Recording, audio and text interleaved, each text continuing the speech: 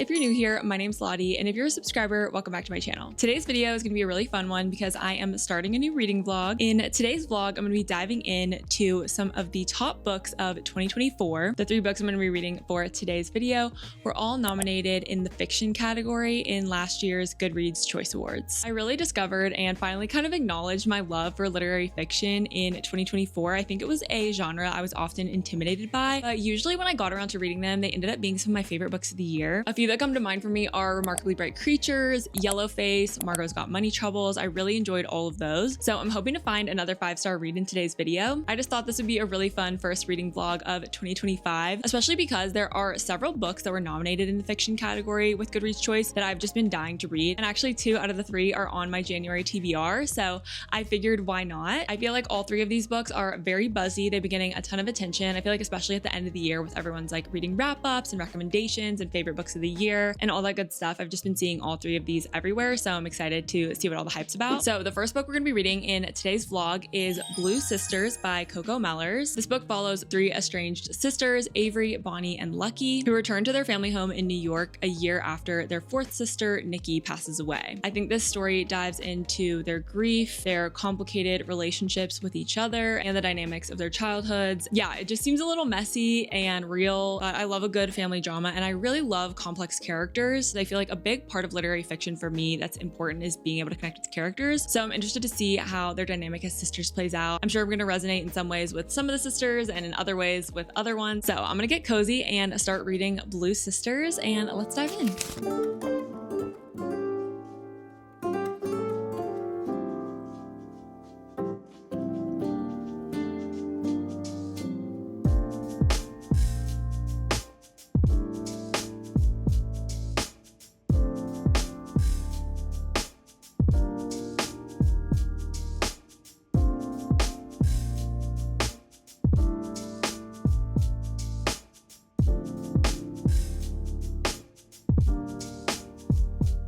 Okay, hey guys, it's been a couple hours and I've just been reading this afternoon. I wanted to come in and give you my first impressions.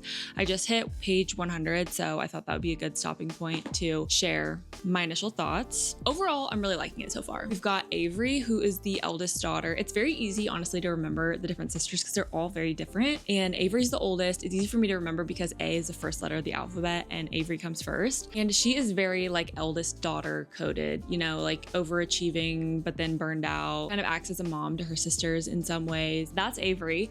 Then the second sister is Bonnie. Bonnie's definitely more of like the athlete. She's more of like the tomboy, it seems, of the group. Bonnie is also like a world-class boxer. She doesn't drink. She's taken her training really seriously throughout her life, and she lives out in California. So that's Bonnie. Then the third sister is the one that passed away unexpectedly. That's Nikki. You learn all of this in literally the prologue, so it's not really a spoiler. It was about a year ago when the book starts, so they all are like coming up on the 1-year anniversary of her death. And Nikki was a school teacher in New York and kind of a little bit more of like a sorority girl vibe, and she always wanted to be a mom. And then the youngest daughter is Lucky, and Lucky is 26, I realized just recently, so she's my age and she's the youngest, and she's a model for her career. So she's like always kind of traveling around doing shoots, things like that. So those are the 4 sisters, and each chapter is 3rd person POV, but we're switching each chapter between the sisters. So you start off with Lucky, then you move to Bonnie, then Avery, and then the cycle repeats. I feel like the writing is really immersive and not necessarily in like an overly flowery or descriptive way, but I just immediately feel like sucked into the story, I guess, like the drama of it all. But at the same time, I feel like I'm not sure if this is the best book for people who are looking to get into literary fiction because it definitely is super character driven. I feel like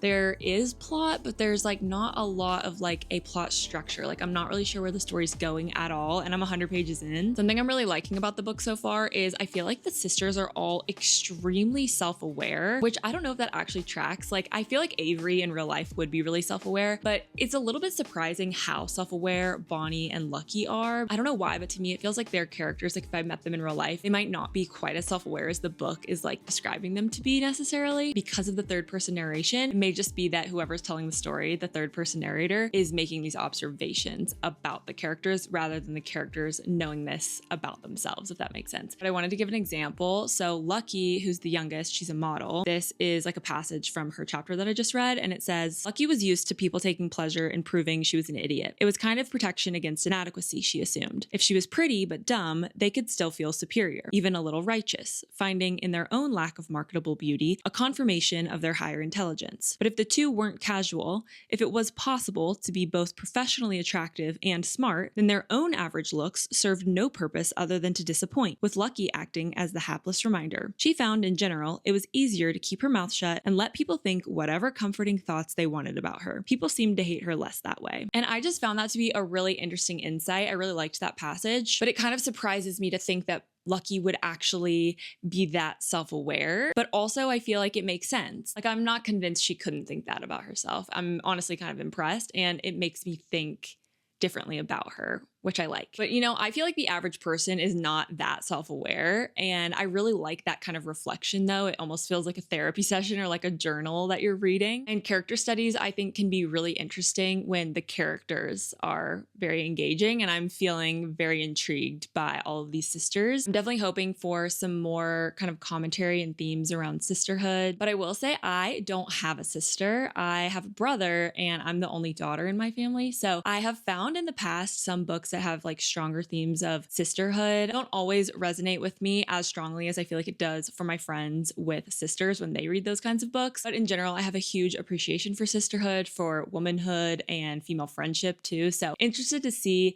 how I feel as someone who doesn't have a sister. That's going to be my point of view to keep in mind. So we'll see. I'm excited to keep reading, but I will say it is kind of like slow. Oh, and the chapters are pretty long. Again, if you're trying to get back into reading, I don't know that I'd start with this, but overall, I'm liking it. I'm not obsessed. Yeah, interested to see where it goes. I'll probably check back in another 100 pages or so. Hey guys, it's the next day, and I just got home from the office. I don't have too many reading updates, but I did want to share a few things. Anders and I are going over to Anders' brother's house for dinner tonight, so I don't have a lot of time to talk to you guys or to read, I just haven't had a lot of time to read in general. January has really just been like a whirlwind for me of like trying to get back into a routine, and also like I just feel like I'm doing a lot, and so I may just not be reading as many books this month, and that's okay. I packed my book in my work bag today. Did I pull it out once? No. I saw this TikTok the other day where it was like, my book, when I'm really enjoying it, even if I know I'm not going to read it, like it goes everywhere with me. That happened today with my book. Okay, let's talk about Blue Sisters. Like I said, I'm not much further in than when we last checked in. I've maybe read like a chapter and a half. And on the one hand, I feel like I'm getting a better sense of where the story is going. And then on the other, I'm still like, wait a minute. The plot is still throwing me curveballs, which honestly I like because it's keeping me guessing. I feel like one of the things I really don't love in books in general is predictability. I don't want to know where the story's going. But at the same time, this is the caveat. You can't have the plot be so wacky that it's completely unplausible in reality or like for the characters. Like you can't have them doing something that doesn't make sense for who I've come to know them to be. Does that make sense? And I feel like this book is doing a good job keeping me like, wait a minute, I have no idea where this is going next, but I'm really interested to see. And I feel like the more I know about these sisters, the less I know, if that makes sense. Probably just sit here and try to read for a little while before I have to go to dinner.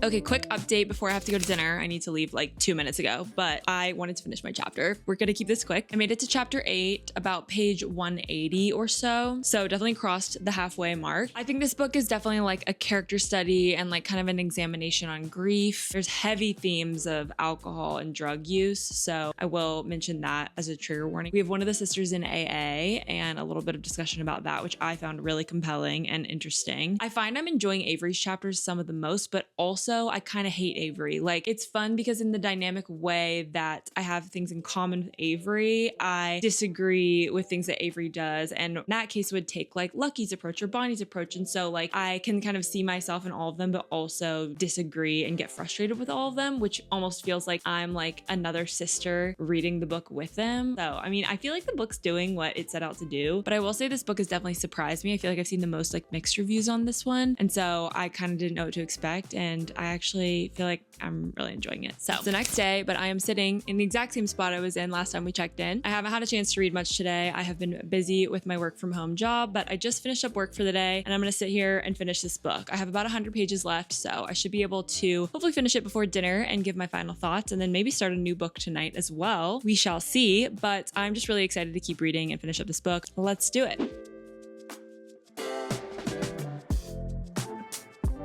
This is not a spoiler, but I wanted to just read this quote because I stopped in my tracks. Like I stopped reading for a solid 3 minutes just to appreciate this quote. One of the sisters is remembering a time when they all went to a concert, and it says, "The concert was 3 hours of heaven, all of them scream singing the words to every song along with thousands of other girls, lifted together on a tide of righteous, unapologetic joy. The feeling that to be a girl with other girls was not some weakness, as they had been told, but a power, the best and luckiest power on earth." And if that's not how you felt at the Eras tour, because that's how I felt at the Eras tour. This isn't talking about the Eras tour, but like I said, remember this moment. Like it just, my heart. So anyway, this book just, it like packs a punch.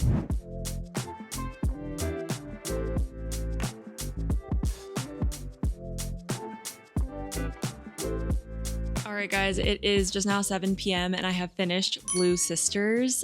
It was so good. But yeah, wow. I just need to like probably pause and like process for a minute. I think I'm gonna go make some dinner and then start a new book tonight. So I'll come back and talk to you guys more before the end of the night and maybe give like my full thoughts on the book. I think the strongest thing for me in this book was the writing. Very like familiar and it felt like home, but it also was different from a lot of things that I've read. And I think that's like the best kind of writing to me. So compliments to the author, compliments to the chef. I'm intrigued about Cleopatra and Frankenstein now because I feel like I've heard really mixed reviews about that one too. But if you've read that one, and also if you've liked Blue Sisters, like let me know. Okay, I'm gonna go reflect for a little while, eat some dinner, and I'll check back in later tonight and we'll start our next book. Okay, it's been like an hour and a half and I'm ready to dive into my thoughts. Also, I got this blanket hoodie on Amazon and it's my new favorite thing. I just love reading in it. It's so cozy and it's making me happy this January. I'm fighting seasonal depression with my blanket hoodie. So if any of you guys want to do the same, I will link it down below. It actually glows in the dark as well. It is probably not the most flattering choice for me to wear in my YouTube video, but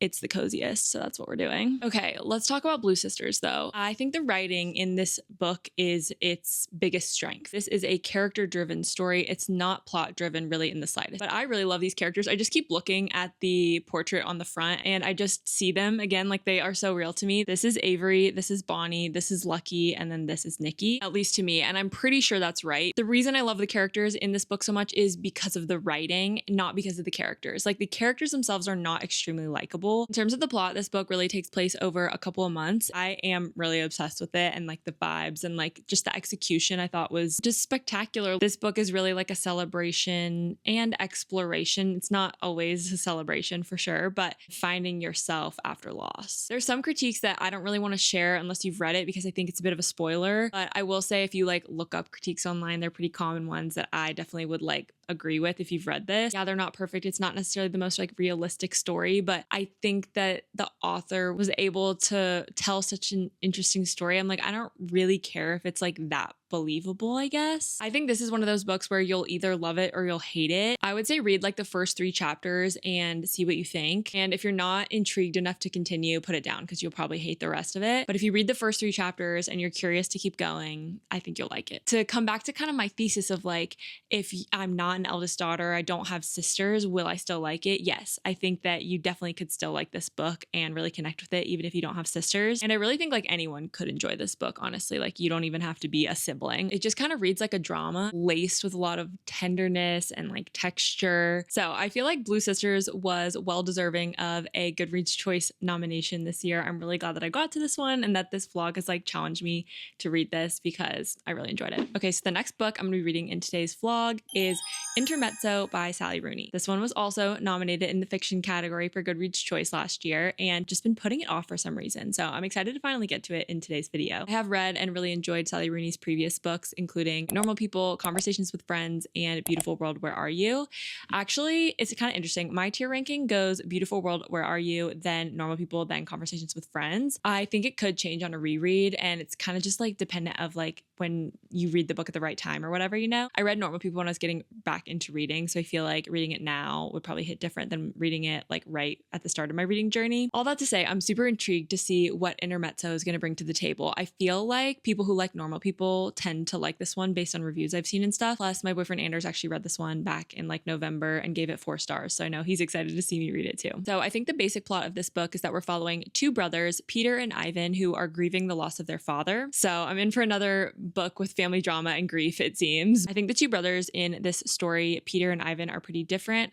I'm pretty sure Peter is a successful lawyer who is trying to balance his complicated relationships with 2 very different women. His first love, Sylvia, and then a college student, Naomi. And then on the other hand, we have Ivan, who's a little bit more like socially awkward, anxious, and he is a chess player. And he finds himself in a whirlwind connection with an older woman named Margaret. So once again, we've got grief, love, and just family drama and mess. Basically everything Sally Rooney really does best, but I'm interested to see how I feel about this one, reading it right after reading Blue Sisters, if I'm going to feel like the themes overlap too much or if they're done in different ways. And actually, I put a hold on intermezzo a really long time ago, like before I got the physical copy, and I forgot to suspend it, and then it actually came up like a week ago, so I went ahead and borrowed it. So I do have a digital copy of this book that I'm probably going to be reading a lot on my Kindle. I love reading on my Kindle, especially at night. So I'm going to dive into Intermezzo by Sally Rooney, and we'll see what I think.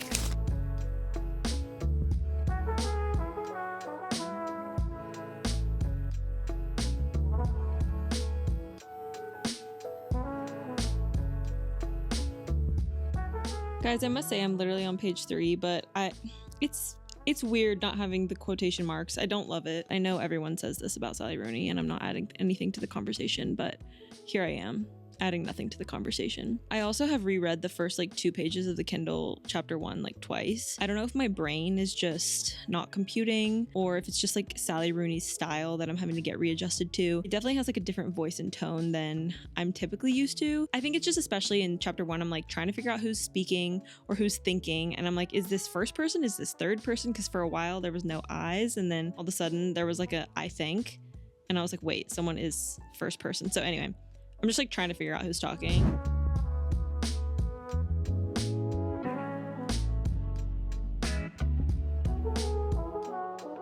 Hello everyone, Anders is joining me for an update. He's wearing his blanket hoodie that I got him for Christmas. So I've brought Anders in to discuss Intermezzo because he has already read the book. I was sitting in here reading, I got to page like 15, and then I burst out into the living room and I was like, Anders, I need some answers. I think it's a little tough with this one because you're getting introduced to so much at once, and it's someone's internal dialogue where it would be helpful to have quotation marks. I just kind of powered through, and then it all made sense. Like, you just have to like keep moving, and then you slowly put the pieces together. I was hoping to make a good amount of progress in this book tonight, and look at me, I'm at 2%. So wah, wah. It does become just like obvious as you read it more. I think I'm wary of this book and have been putting it off, if I'm honest with myself, because we're following 2 men. Because in Normal People, but they're self-aware men. Okay, sure, whatever. I don't like, in all of 3 of her other novels, there is a female main character. I'm like, why would I want to read about what men think about, you know? Why would a man be there? Why would a man be there? Peter's inner dialogue,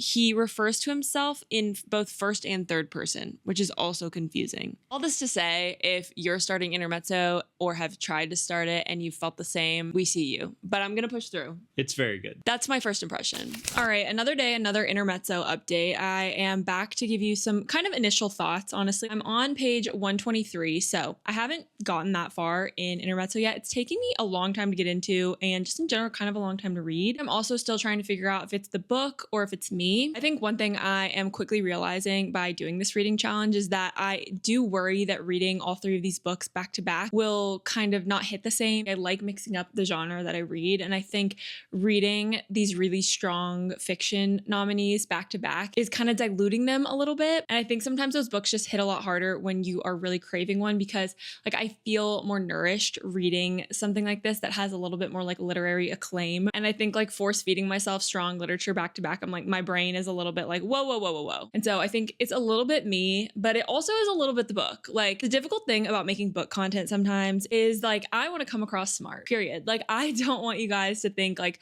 oh, what a dumb take from Lottie. The message of this book went totally over her head. I also just want to be myself. I don't want to come across like pretentious or too academic, but at the same time, I value academia. I value literature and books that kind of challenge my perspective or are difficult to read because either the writing is advanced or, you know, whatever it might be. Like, I think it's good to challenge ourselves. I don't want to not talk about books like this that I read just because I feel like it's going to make me sound stupid to be like, oh yeah, this was a challenging book for me, when for some people it maybe wasn't. But I think there's beauty in that authenticity. And I feel like a lot of people probably feel the same. I guess I just wanted to say all that because I feel like it's stuff we don't say on booktube sometimes. So back to intermezzo. I think my first impressions of this book is that the writing style definitely challenges me in a way that her other novels haven't. We switch back and forth between Peter chapters and Ivan chapters, and I do feel like this book is a little bit of a whirlwind so far. Peter is the older brother, he's the lawyer, and his chapters are just so frenetic. And then we've got Ivan, the younger brother, who is more like socially awkward, and his thoughts are a lot more like structured and orderly. And the contrast in style between the frenetic Peter and the orderly Ivan is a really interesting one to me because you can still see the inherent similarities they have as brothers, but just like manifested in like completely different ways. I feel like I just have a ton of mixed feelings about this book, and I'm having a hard time kind of articulating where I'm at. I will say it's also interesting to read this book after having read her other 3 books because you go in with more expectation, right? Like with Blue Sisters, like it was such a clean slate for me that it was easy to impress me. Whereas like, you know, this is like when Taylor Swift comes out with a new album, I have a preconceived notion of like what I was kind of expecting and how this is delivering against that. I think this book has quite a bit of existentialism so far, and honestly in a pretty depressing way. Like that kind of sums up what Sally Rooney books kind of are to me. I feel like so far this book has heavy themes on aging and how your age affects different things in your life, like relationships, grief, how an age gap can play a role into like power and dynamics in a relationship, either with your sibling or in a romantic relationship. I wish I could say I was eating it up, but it's just not one of those books that you're gonna like sit down and binge in a day, I don't think. So those are my thoughts about a quarter of the way into the book. I'm just gonna keep reading over the next few days and I'll let you know what I think as I continue.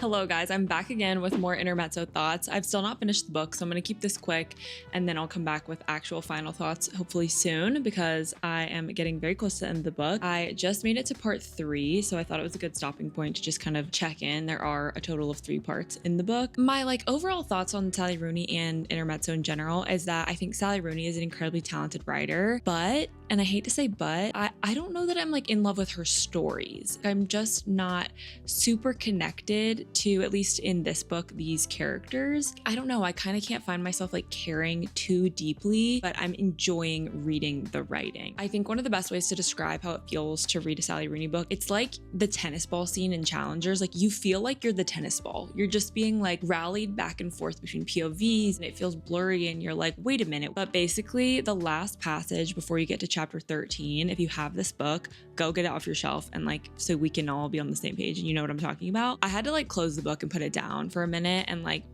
literally like take a 5-minute break from reading after reading this page. But I think it's just such a great example of what Sally Rooney is capable of as a writer. I realized once I read this passage that excerpts of it are on the very back of the paperback edition of the book. So yeah, anyway, that is my update with just about 100 pages to go. And I'm gonna finish up the book and then I'll give my final thoughts.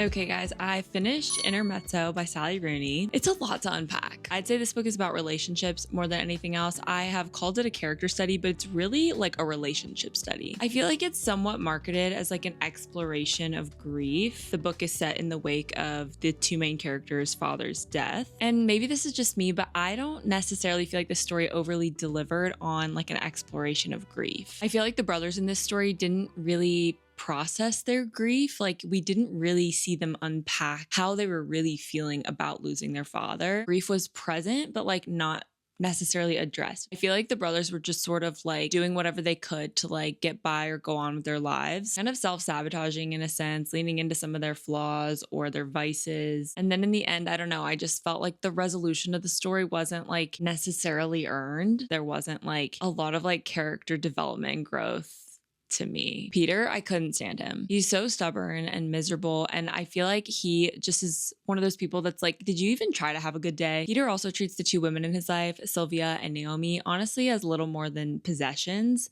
that he can use depending on his mood to suit his physical and emotional needs. I really feel like Naomi and Sylvia deserve better than him, but Ivan, on the other hand, was definitely a highlight for me. His relationship with Margaret, who's 12 years older than him, was surprisingly very genuine. I never love an age gap though, I'm not gonna lie. It's never something that I'm like super into. I will say the contrast between Peter and Ivan was very fascinating and created quite a bit of tension throughout the book. There's also quite a few like excerpts that I found interesting about like the mind and the body and how they are two separate things, but also how they are one. And then there's a bit of parallel with that thinking as well, and exploring like emotional needs in a relationship and physical needs and how they're separate but also united. It's deep, it's depressing, it's Sally Rooney. I really don't mind unlikable characters, but I need to like care about them. Like even if I hate them, I want to feel the hatred. Like with Peter, I just was like, I just couldn't care about him. Ivan definitely carried the story for me, but it just wasn't enough to keep me really engaged. And honestly, I was just kind of bored for a good chunk of this book. It's definitely her longest book yet, but this is where I'm just feeling super conflicted because with all it being said, I still think that it was a pretty good book and it definitely made me think. But I will say overall, I just don't think this is one of my favorite Sally Rooney books. If you're new to her work, I would not necessarily start with this one, but if you're already a fan of Sally Rooney, I definitely think it's still worth reading if you want to see how her style and her ideas are evolving. I think I'm landing at around a 3.5 for this because I still would recommend it, but it wasn't my favorite. All right, guys, it's the next day and it's time to start the final book for this reading vlog, which is one that I'm really excited about. The final book in our Goodreads Choice Fiction nominee journey is The Wedding People by Alison S. Puck. And this book actually won the Goodreads Choice Award for Best Fiction of 2024. So I definitely have high expectations and high hopes for this one. I'm super curious to see if this one lives up to the hype. I've seriously heard nothing but good things about this. Basic premise of this book is that it follows our main female character Phoebe, who shows up at this beautiful inn in Newport, Rhode Island all by herself, but not for the big wedding that everyone is there to celebrate. I'm pretty sure Phoebe starts out the story at a pretty low point in her life, and so she decides to take this trip that she's dreamed about for years. Based on the blurb, it sounds like Phoebe ends up forming this unexpected connection with the bride of the wedding that's happening at the hotel that weekend. I've heard it's very emotional, but also like kind of inspirational and like lighthearted and funny, but deep, and just is kind of a perfect blend of a lot of different vibes, which is such a hard balance to pull off, but if it works, it works. So let's get started with The Wedding People and see if this Goodreads Choice winner really delivers.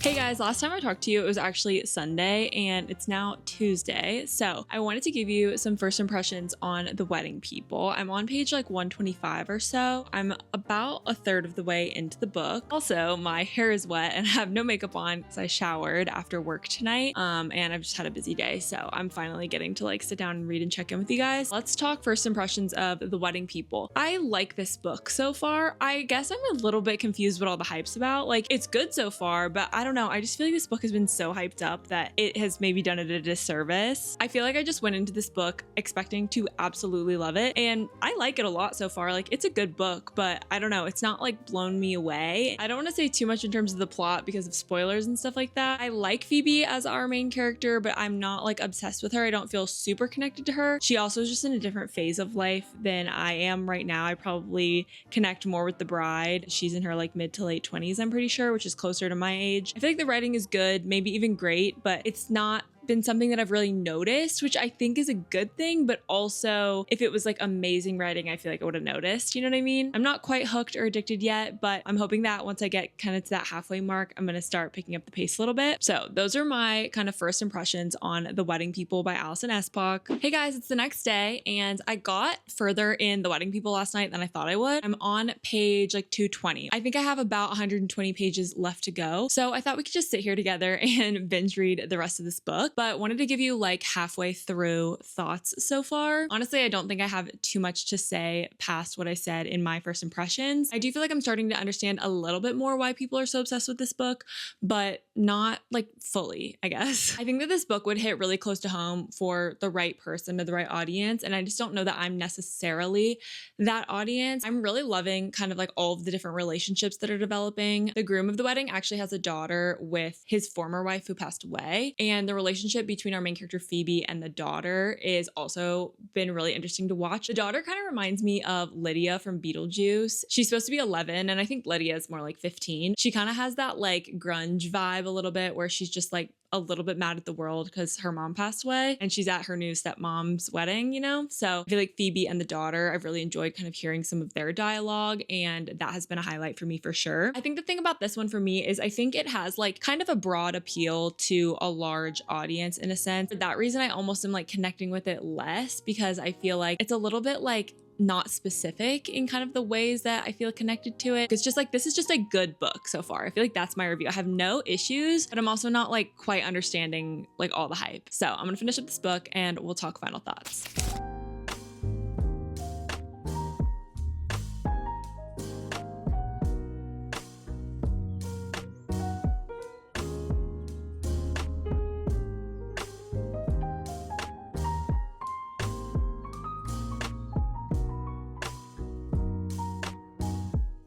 All right, guys, it's 7:30, so it's been like 2.5 hours. I just finished reading The Wedding People, so let's talk about it. I was trying to like look up some other people's reviews and stuff to see what I agreed with and what I didn't. And like literally every TikTok was like 5-star, 5-star, 5-star, my first 5-star of the year, my favorite book of the year, blah, blah, blah, blah, blah. And I don't want to sound like a hater in this review, because I genuinely did really like this book. I think just going into reading this book with such high expectations around it, it didn't set it up for success. I think if I went into this book totally blind, like picked it up off the shelf, thought it looked interesting, I would have been so wowed by it and given it 5 stars. But I think going into it being like, oh, this is definitely going to be a 5-star read, everyone's obsessed with this book, I'm just at a crossroads, because I definitely see why people like this book so much, but at the same time, it was a little cliche. It was a little cringe at moments. I don't know, for some reason I just feel like this wasn't like written for me. And maybe I also just didn't read it at the right time. Again, don't get me wrong, I did like it. It was a good book.